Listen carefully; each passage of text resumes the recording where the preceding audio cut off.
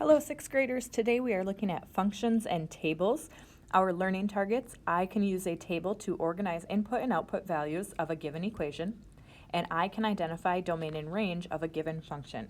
Now you should be split screening again with this template and the video going, or have the paper copy. If you don't, pause, get the note template from Schoology, put it into Notability, split screen, and then you can resume. Okay, so we have a lot of vocab on here. So in an equation, which we have learned about in equation, you have two variables. You can have two variables, an independent variable and a dependent variable.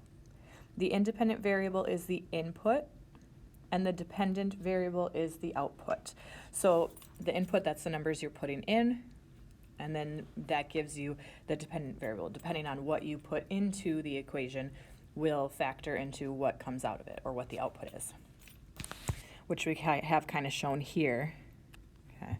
You put information into the table, or into the equation or the function rule, and then it will spit out a number or an answer for you. The domain, these are the set of input values, so everything that you are putting into the function rule. And the range is everything that is coming out of the function, so the output values. There's an example here. Okay. So they have this equation, y equals 5x. Remember, when they're touching like that, that means multiplying. So we're completing this function table with these values here for x. So we're plugging all of those into the equation. So we're taking 5 times 0, 5 times 1, 5 times 2, 5 times 3. So these right here, these are all of our inputs. Okay, our independent variables, that's what we're plugging in. Depending on what we put into the equation, that will affect our dependent variables, or the output. Okay. So 5 times 0 is 0, 5 times 1 is 5, 5 times 2 is 10, 5 times 3 is 15. In the middle here, this is our function rule, or our equation. So the domain is everything that we put into the equation, so 0, 1, 2, and 3. The range is everything that came out of the equation, so 0, 5, 10, and 15. So let's look more closely at this word problem here. Javier saves $20 each month. Make a function table to show his savings after 1, 2, 3, and 4 months. Then I identify the domain and range. So they want to know for 1, 2, 3, 4. So those are all of the values that we are putting into the equation. So if he saves $20 a month, we're going to take $20 and multiply by the amount of months. So that would be our function rule, or our equation. And that's going to equal his savings. So the numbers that we're plugging in for M, those are the number of months, 1, 2, 3, and 4. We take each of those, and once we plug them in, so 20 times 1, 20 times 2, 20 times 3, 20 times 4. We get the savings, or the total amount, our output, 20, 40, 60, 80. So the domain, that's everything that we are putting into the equation. Usually they have this bracket around them. So it's everything we're putting into the equation, 1, 2, 3, and 4. And our range, that's everything that we are getting for our answer, or our dependent variable. So 20, 40, 60, 80. So here's a couple more for you to try to complete the function table. So they gave us the equation. They gave us what we should be inputting into the equation. We're going to then solve it and figure out all of our output. So we have the equation, y equals x plus 5. So we're going to take 1 plus 5, 2 plus 5, 3 plus 5, and 4 plus 5. All I'm doing is plugging in these x values into the x spot on our equation. Now let's figure out what those equal. 1 plus 5, 2 plus 5, 3 plus 5, and 4 plus 5. Those are all of our output. The domain, remember, that's our input, the numbers that we plugged into the equation, 1, 2, 3, and 4. And our range, that's everything that we got out of the equation, so 6, 7, 8, and 9. The next one, y equals x minus 1.5. Feel free to try this on your own if you are ready. We're going to plug each of these values into our equation. So we'll have 2 minus 1.5, 3 minus 1.5. So I'm just plugging each of these into the equation or the function rule.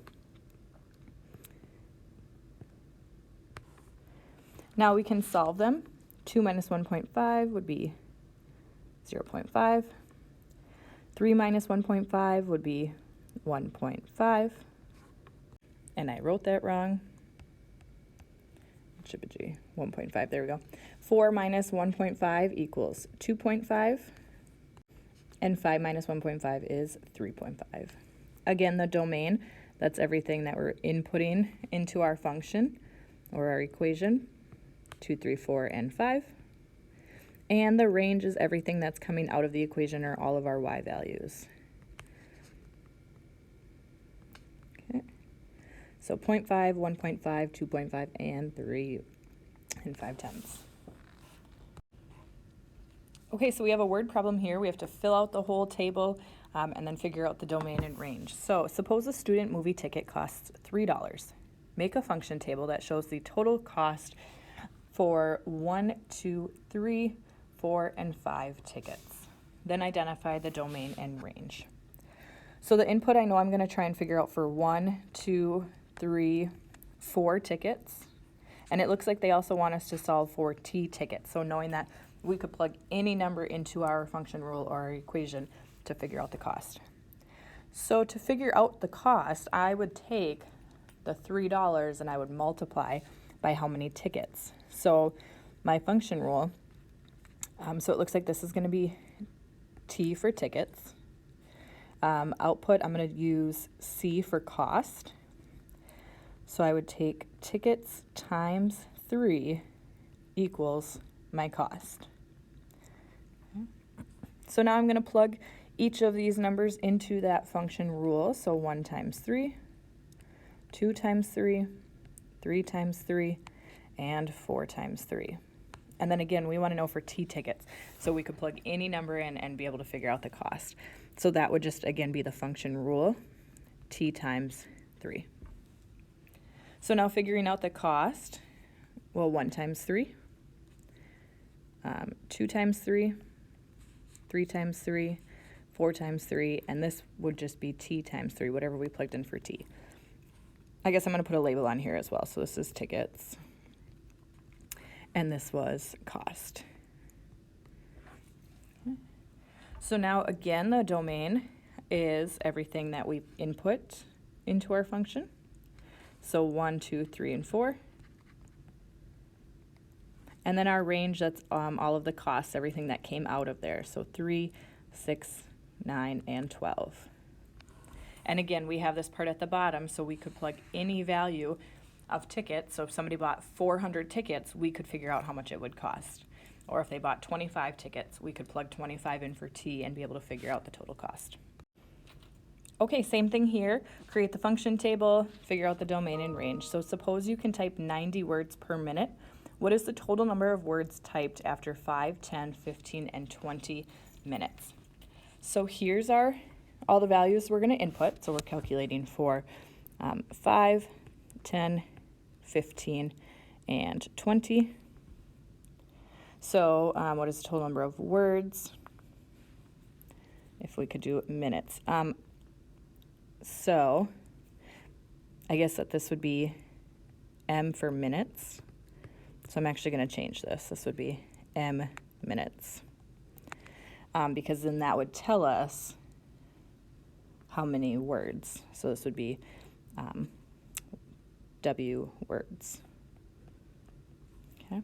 So if we can do 60 words per minute, we're going to take 60 and multiply by the amount of minutes, and that will tell us how many words.